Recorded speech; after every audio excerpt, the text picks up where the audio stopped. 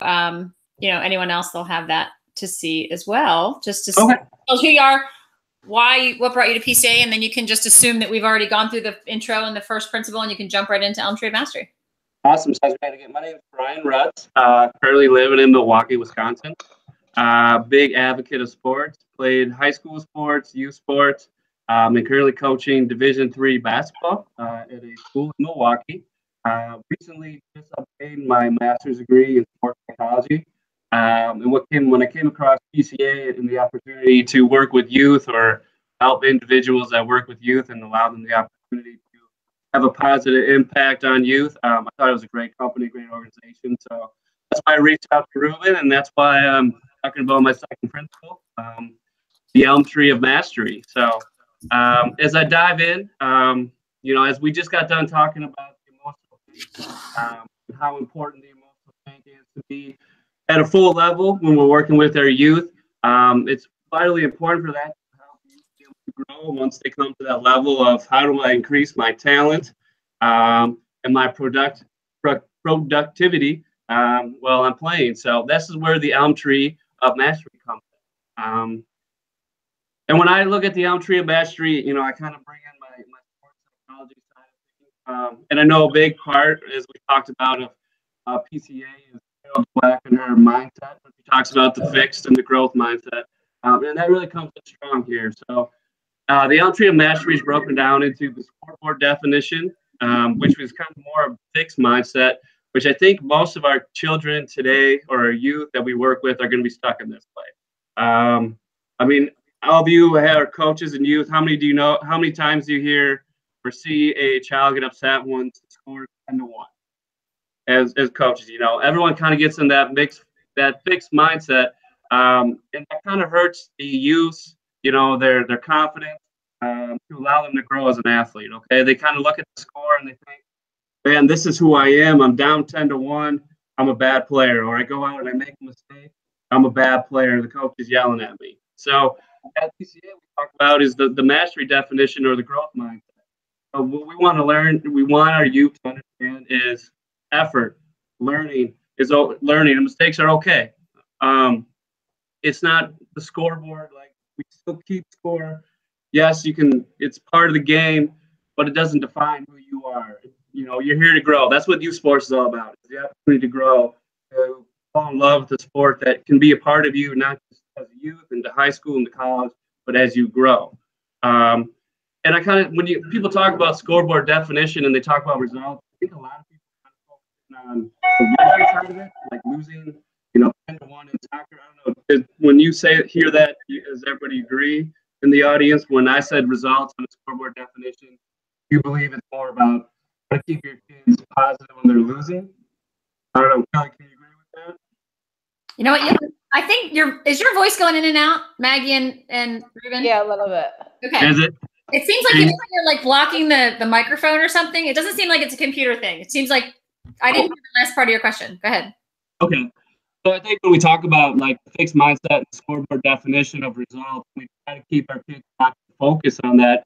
A lot of in my mind, when I first read this, I thought about, well, it's making kids not focus on losing 10-1 in a soccer game. I mean, do you guys agree to that when you're coaching? Oh, yeah. Yeah. And I think it's even more important as coaches is not to focus on that when you're up 10-1. I think as coaches, when you're up 10-1, you take a deep breath and you relax and say, all right, we got this. I mean, I do that every time when we play a conference team and, okay, we're up 20 with 4 minutes left to go. We got to win. You take a deep breath. But then the players in the game aren't learning and, they're still focused on the scoreboard. We're up 20 points for that much better. And how much does that hurt the growth of the athlete then too, right? I mean, you look at super successful athletes at a young age in high school that, are like LeBron James, who comes out of the NBA and he's really successful, which is great, but nobody remembers Kwame Brown, who 2 years earlier came straight out of high school and was supposed to be the next Michael Jordan, played with Michael Jordan, and he failed. Where was his mindset? Was it on the scoreboard definition? Wow, I put up 40 points a game and I'm so good in high school. Then he gets to the NBA and he can't do that. His confidence goes down, and then he becomes a failure. I mean, you're the number one pick. You never amounted to anything. So I think it's important to keep these definitions, the scoreboard definition. It's not just about winning and losing. It's whatever situation you're in, it's about continuing to work on effort and learning, understanding mistakes are okay, and let the athletes grow. And as I touched on a little bit, I mean, the research shows when you're in a mastery climate, the growth mindset, your anxiety goes down. Player self-confidence goes up, where they understand it's okay to make mistakes, so they're not focusing on just making that mistake, which hurts performance. So, I mean, there's been research done with this in Stanford University for 25 years. And the information's out there that if you focus on the mastery climate, your anxiety goes down and your self-confidence. You know, I think the big thing, the reason why it does that, I think it just puts the athlete in power. It gives them control. I mean, everyone has those psychological needs where they need to feel control, feel that they're growing, and they're feeling they're in a place of supported. And that's what the Elm Tree of Mastery does. It gives the athletes that they're in control of their success. And it doesn't matter what the scoreboard is, but as long as they're working hard, giving the best effort, they're working hard, and they're going to stick longer. They're going to enjoy it. If you are anxious, scared to go out and play because you're worried that you're down 10-1 and you don't want to be defined as a loser, you're not going to enjoy the game. You're going to give up. But if you're out there saying, okay, I'm here to grow, to get better, to learn new skills, you're going to stick longer and give you a chance to grow, not just as a youth player, but into high school, and so on, further out, even when you're an adult. So as we move on to a scenario, if you guys want to work in a group or even by yourself for 30 seconds, and talk about a time with your team that tends to play attentively and lets the opponent drive the action. So think about a time as a coach where you felt like your team was scared to play the game, and the other team was in charge. And if you can just think about it for 30 seconds and talk about maybe what we'll ask is, what was the scenario? And as a coach, how did you get your team get out of that mindset, maybe try to get back in the driver's seat? We'll just take a quick 30 seconds here.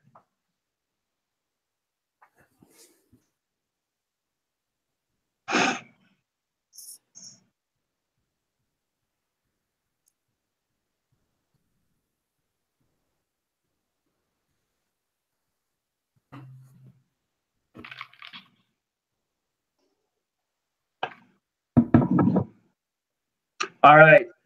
Kelly, do you want to start off the time when you were with your team and they were in tentative play and what you did to kind of take control?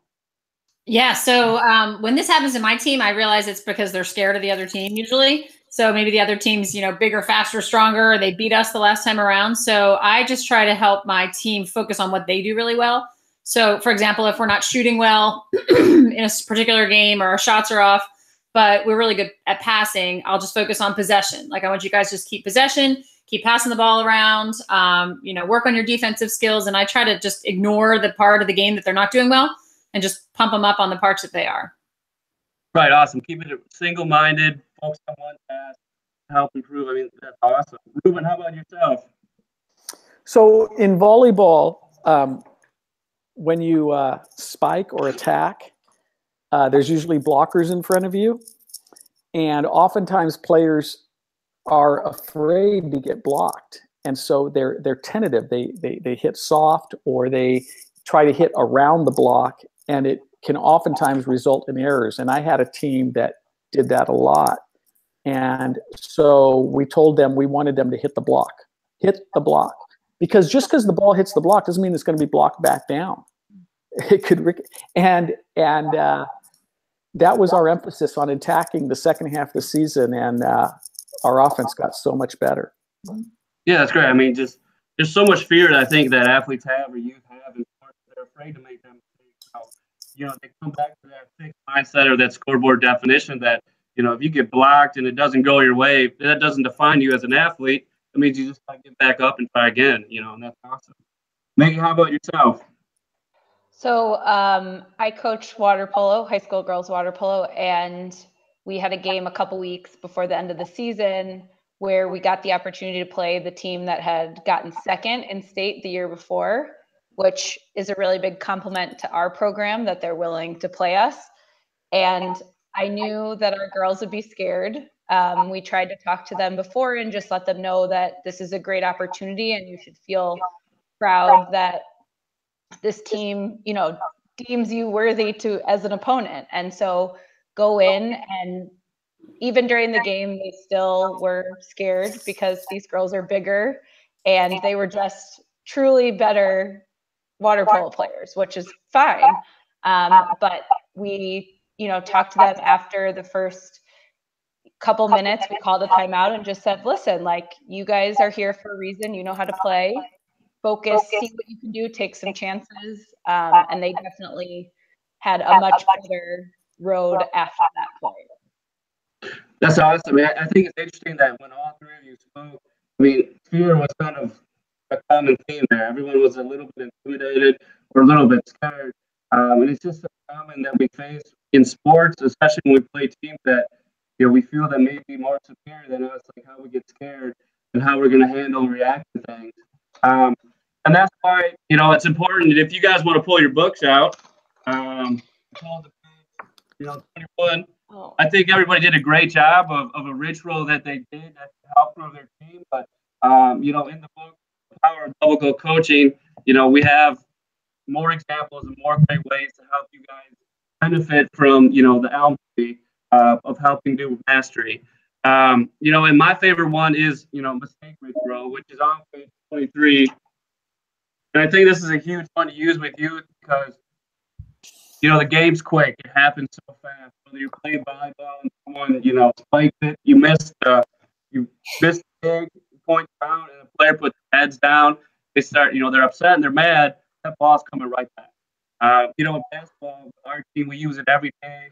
When a player, you know, turns the ball over, misses a box out, misses a jump shot, they put their head down. And my favorite mistake ritual, and we can delve into a little bit more, but Coach A uses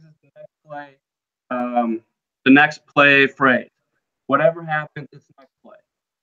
All right, you make a shot, it's next play. If you put your head down when you miss a shot or you have a turnover, that team's going to go right up the court and score. I think it's just a huge emphasis to use mistake rituals for yourself. So if you guys take a quick 30 seconds to think of a quick mistake ritual that maybe you can use the next time you're at practice with your team or even a game, and write it down, and we'll ask for you guys to share here shortly.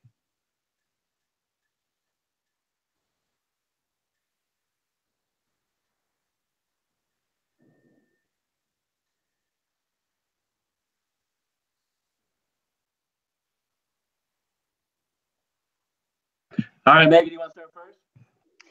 Yeah, one thing that my girls like to do is if they make a mistake or if we get a goal scored on us, they'll look back at the bench and we'll just say, you're okay, just with our hands so that they know next play, kind of off of what you said. Awesome. Ruben, how about yourself? Yeah, I've always used that phrase next play, and lots of volleyball coaches do because it's play by play. And so I think what I'll add to it, I'm going to try adding with my hands, I'm going to kind of like part the C's, you know, and say next play. Awesome. Kelly, how about you? We have two that we use. So if it's in the field, something in the field of lacrosse, we say shake it off. We just shake our hands like this if they make a mistake. But if it's our goalie, what we started doing this year was if the goalie misses a shot, the whole defensive line has to go back and give her a high five. And we just say high five your goalie, and they say next shot. So that's something that they started doing. And it's funny because they actually like scream at each other if they forget, which cracks me up. They're actually yelling at each other across the field like, you forgot to high five the goalie. So it works though. They get a kick out of it. And it's great. I mean, it's great to see how when the athletes like take over, like a coach doesn't even have to do it. You kind of use that buddy system of everyone buying in and everyone teaching it. You don't even have to say it anymore. That means they really truly believe in it. So they actually are forgetting about that mistake and they're going out trying to master the best talent that they can do. So we're going to watch a quick clip here. Just a little bit more on the flush it take ritual, which is used a lot in baseball. I know World Series championships with LSU used it, and this will kind of explain a little bit more. You know, that was the end of the principle. Yeah. All right, Brian, I'm going to put you on the spot. So how would you transition into the last one? What would you say to wrap this one up and transition into the next one? Right. So I think, as we talked about, mastery is about the talent. It's the important part. I mean, it's why you come out and grow. And we kind of talked about those fixed mindset and the growth mindset. And now we need to kind of talk about how we honor the game, which again kind of affects the growth and the fixed mindset. And if we don't do it, we'll use our principles of Rutz, of respecting rules, opponents, officials, teammates, and yourself. I mean, all the work that you do for having the growth and mastery, easily just flip right back to the scoreboard definition. All right. Thank you. Now I'll clap for you. All right. Well, Maggie, I'd love to hear what you have to say. This was Brian's final demo. How confident do you feel about sending him out? What are some things you liked about it? And suggestions for when he takes us out to live people. I thought you did a great job. I thought you seemed even more comfortable from the last time that I saw you. I really liked how you compared the fixed and growth mindset to the scoreboard and mastery. I thought that was that just was a very good connection for me personally. I liked that you mentioned your master's in sports psychology. I would say do that as often as possible. I liked your feedback on our participation. I liked your example of the basketball player who came from high school into the NBA, didn't make it. I think that on when you're talking about the scoreboard and mastery definition, I think you could have a little bit more participation. It felt like, you were going through it and then you picked up all the participation at the end, which was really great. I think the more, there's opportunities as you're explaining it to say, what do you think the scoreboard, or like, do you think mistakes are okay? Or, there's some opportunity to get dialogue going. And then the last thing is, this is something that I do and I've noticed when I'm talking in front of people, is I say kind of a lot. And I noticed in the beginning that you said kind of, which, it's a hard habit to break. It's just one of those filler words, but it's powerful when you take the kind of away, because we either do it or we don't do it. Mm-hmm. So just something to be aware of. And I think if you watch this back, you'll catch it a few times. It's one of those things that is, when you see yourself, you feel like, I did this, I say kind of all the time. So it's something that I'm also working on when I'm talking to people, but in a presentation, it's the more powerful you can be with your words and get rid of the kind ofs, because then it's like, so do we do it or do we not, do we do it a little bit? Does that, so, but I thought you did a great job. I think that you have a lot to offer. All of the connections that you make are relevant and they are engaging. So yeah, good job. Awesome. Thank you. All right. Thanks, Maggie. Ruben? Well, I thought it was a very strong demo.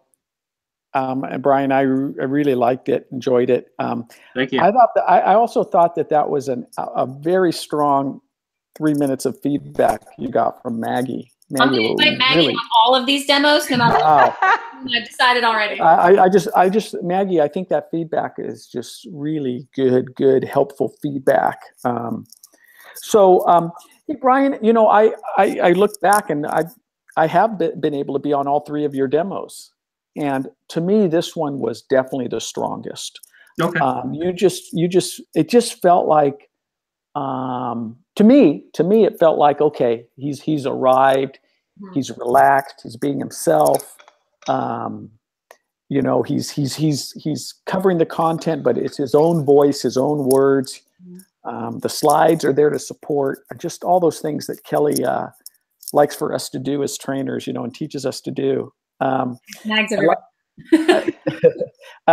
really like how, I've mentioned to some people, we intentionally word the scenarios a certain way. And so just go with the scenario just like it's written. But you actually put a little twist on it, subtle twist on it that I thought was very effective. You had us personalize the scenario. So we looked at the scenario, and then you said, think about a time when your team did this, and what did you do to help your team? And I thought that really brought out 3 really good examples from all 3 of us, rich examples. So I really like that. Like the book reference, if you get out your books, turn to this chapter. I encourage you to use the word tools when with mistake ritual or winner circle, or because that's another PCA term that we use. It's the tools and the chapter full of tools, the toolkit chapter. I think that's a nice thing to do. So one phrase, just to throw out a phrase to you and do what you want with it. You can discard it immediately, or you can put it in your file for a time that's right. With the scoreboard, I like using the phrase, the scoreboard doesn't tell the whole story.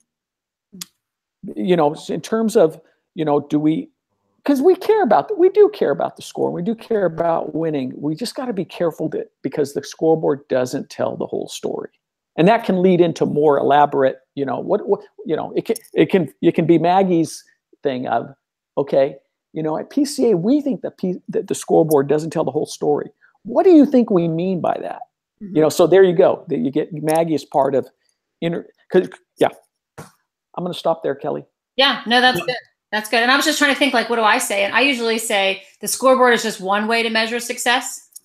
That's sort of how I phrase it. And I ask, what are some other ways you can measure success for your team after a game, aside from just the scoreboard? And that's yeah. What does the scoreboard not tell you?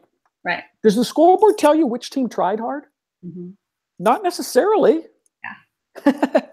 It could be 10-1, and the team with 1 may have actually tried harder. So I really like that too. I did like that, Brian, when you brought that up, that whether it's you're 10-1 or 1-10, 1-10, whichever end of the spectrum you're on, the scoreboard is only, one little bit to measure it. If sometimes when you're winning 10-1, that's when the effort's even worse. So I like how you brought that up as an example. And that was an example from, your own sake. I also really, really liked the fixed and growth mindset, working right into that. I thought that was really smooth. And also that you said, the scoreboard doesn't define who you are.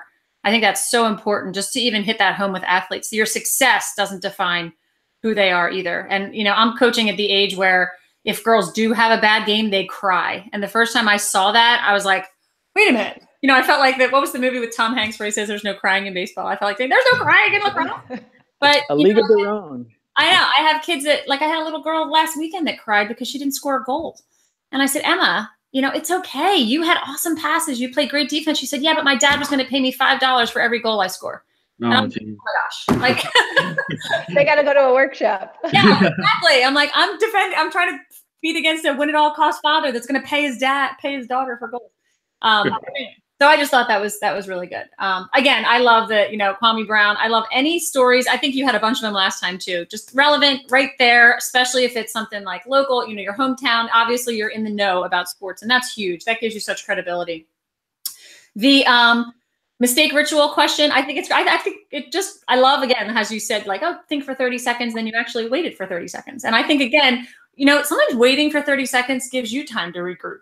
And I constantly will put a question out okay, get in a group and talk about this for a couple minutes. And that's where I take my couple minutes to go, okay, what am I doing next? Let me get focused. So I think that was good. The only icing I would add to your cake, if I was going to add any more to it, is I would like to hear an example from your coaching, something that you have done with a player specifically in terms of mastery. When have you seen a player really, because this is about performance. When have you seen a player's performance really increase by using one of these tools? So I think it's always nice to connect to the coaches and say, hey, I'm a coach. I'm a D3 basketball coach. This is where I've used a mistake ritual. This is what I use with my team. Or on my team, we not only set outcome goals, but we also set goals based on effort. This is what an effort goal looks like on my team. It's when everybody, as soon as the shot goes up, everybody's rushing in for the rebound. And I can keep track of that. Or an effort goal might be, how hard are you sprinting back on defense, when the play changes, or something like that, so that the coaches can actually get a real life example from your experience. And then you can transition to, okay, what does an effort goal look like in your sport? Because the tools here of becoming a noticer, rewarding unsuccessful effort, as Ruben said, those are great tools, but unless you give the coaches a concrete example, they're not going to know what that means. Like rewarding unsuccessful effort. What does that mean? Well, ask them what it means. If a kid misses the shot or loses the race or, you know, blows the hit, what did he do well? And how can you reward what they did well and keep players accountable for that? So just making it a little bit more concrete. You went through that in about 15 minutes, which means that you've got a little bit of wiggle room, a little bit of time to kind of bring out some concrete examples to make these tools come to life and make them memorable for the coaches. Sounds great. Yeah, and that's really all. That's all I came up with. Oh, the end I didn't hear you. You said Curtis Granderson. You said LSU does LSU use the flush?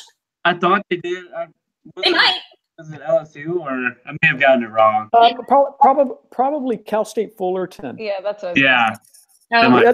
There's an LSU reference in one of the books too, but I don't think it's the mistake ritual. I could be wrong, but yeah, that's okay. You could flush it. Yeah, I'll flush that one. And I went to grab the book, and I grabbed this one. The Curtis Granderson video. He talks about when I was in college, we had a little toy. Yeah. So you know that maybe that's the reference you can make is he's going to tell you about a mistake ritual he learned when he was in playing college baseball. Okay. Yeah, we flush like that all the time. Then it doesn't matter if it's LSU or Cal State Fullerton. It's when he was in college. When he was in college. Yeah. I was in San Francisco doing a workshop and said Steve Young played for the San Francisco Giants. So you know, that's when you know there's a big flush. It's okay. All right. So Brian, congratulations. I mean, this is awesome. So you are you're going to be considered an associate trainer, and I will hook you up with everything you would need to get in touch with Sonia DeWitt, who's our trainer manager, and she'll show you how to. I think you have to fill out a couple forms just to make sure you're put in our system. Okay. And what I'm going to be doing every 2 weeks, I'll send you all of the workshops that are coming up, probably, you know, the Chicago and surrounding areas. And you just let me know if you're available for any of them. Ideally, if you can get out to a coach workshop, a Double Gold Coach 1, we call this workshop, that's the best scenario. But if they're not coming up and you see another workshop that's in your area that you're available for, we can, you know, get you a little bit more training or a little bit more prepared to do other workshops as well. But, and Maggie will also keep her ears out if there's any workshops that she thinks would be great for you to do. We have you co-facilitate first with an trainer. So you would do half the workshop and they would do half the workshop. And then, you know, from there, we'll see how you do. And we'll try to get you out to your own workshops as soon as possible. Sounds great. All right. Yeah, I know we have a couple. This time of year is a little bit more scattered as far as workshop dates, but once in August, they will ramp up. I mean, I'm sure we can get you to something before then, but that's when things really start to pick up. Yeah. And location could be a factor too with Brian being in Milwaukee. But have you been to Mundelein, Brian? I don't think so. Okay, it's closer, but we can talk about it. Yeah. But yeah, so August is usually when we ramp up. August is one of our busiest months for workshops, August and September. So ideally, we'd love to have you out there certified, ready to go do your own workshops by August. So whatever we can do between now and then to get you some experience and get you out to as many as we can so that you'll feel confident for that, that'd be awesome. Sounds great. I'm excited for it. All right. Well, congratulations. Welcome to the team. Thank you. All right. Take care. Take care, you too. Bye-bye. Thanks, everybody. Bye.